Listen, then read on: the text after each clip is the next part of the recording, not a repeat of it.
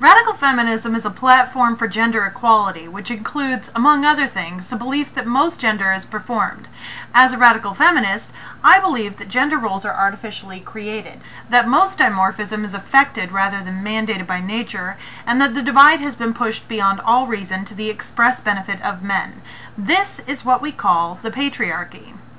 One unfortunate aspect of this socialization is that society, through various messages, including but not limited to role modeling from peers and media, teaches young men that they are entitled to the hearts and minds of women, including, but again, not limited to domestic and sexual servitude.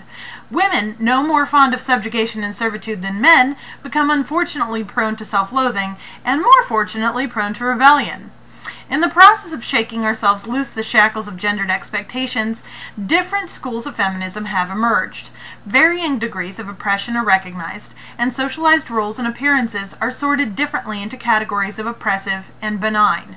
Radical feminism, as the name suggests, subscribes to the most severe criteria. Radical feminism is also unfortunately best known by queer communities as transphobic. The rift between radical feminism and trans activism begins with the application of known oppressive phenomena to the analysis of trans presentation and activism. On the surface, it's easy to see what their problem is. To the casual observer, trans women assert and express their womanhood physically and visually. They often wear feminine clothes, shave feminine areas, and insist on feminine names and pronouns.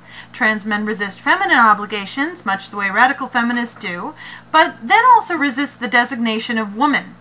In the eyes of transphobic radical feminists, the former too closely resembles role enforcement, while the latter too closely resembles self-loathing. If trans people and trans activists were at all interested in sending women at large back to the kitchen, entrenching them further into the sex class, or in the case of trans men, eliminating women altogether, or otherwise gender leveling up, the transphobic radical feminists might have a point. Inconveniently for them, this couldn't be further from the case. The patriarchy has the same persistent negative impact on trans women as it does cis women. Society tells them that they are more acceptable when they present in a feminine manner and worth less as a person when they fail to please the eye. The rigid physical standards applied to women cause trans women inordinate amounts of stress. The sex classing of women and requisite caste system of the class, more commonly known as varying degrees of fuckability, or even more commonly known as a scale from 1 to 10, has inhumanely relegated trans women with a certain remaining organ to the undesirables. They are expected to be content with either fetishization or pity fucking, along with cis women of the overweight and differently abled varieties. This particular problem has recently been the birth of a massive online cotton ceiling debate. We'll get back to that. Let us first work on the premise that trans women are women and trans men are men. Of course, without the validity of their genders decided upon, it's easy enough for transphobes to make their arguments unchallenged. The most common radical feminist position on trans identities is that a post-patriarchal world would not require men to call themselves women to be feminine. They could just be feminine men. Reverse that for trans men. But this doesn't hold up under scrutiny. Society already does not require masculine women to call themselves men or feminine men to call themselves women.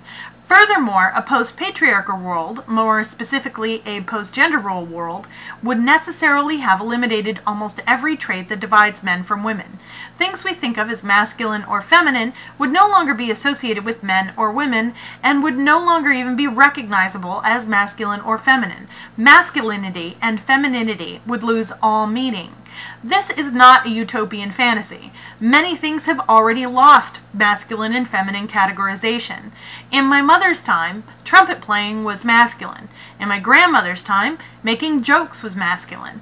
Today, neither of these activities are associated with gender. It is not possible to draw a line in this gender blending at the physical. Perhaps the imaginations of older generation feminists, who grew up in far more oppressive environments than today's feminists, were unable to think as far ahead as, say, the thick-necked, slender-hipped, flat-chested physiques of the very feminine 2012 Olympic women's gymnastics team, or the soft skin and round, well-developed breasts of a trans woman on HRT. Nonetheless, here we have it. The lines are being erased with slow liberation of women and medical advancement. If the contention of radical feminism is that neither behavior, nor presentation, nor physical appearance should make or break the difference between men and women, why draw the line at the word man or woman?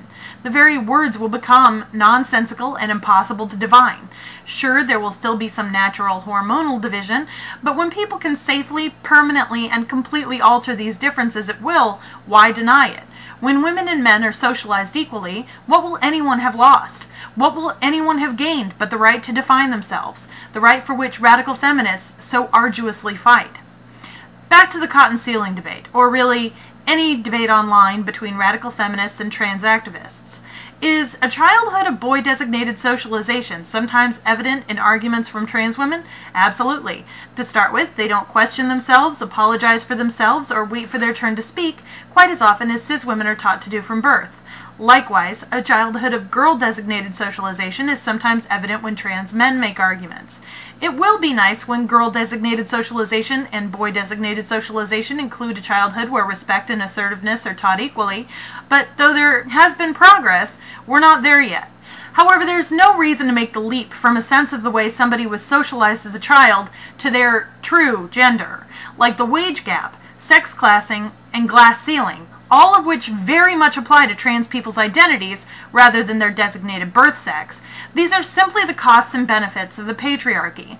Like skirts, heels, trucks, and sports, they are no more reflective of the true identity of a trans person than they are of a cis person.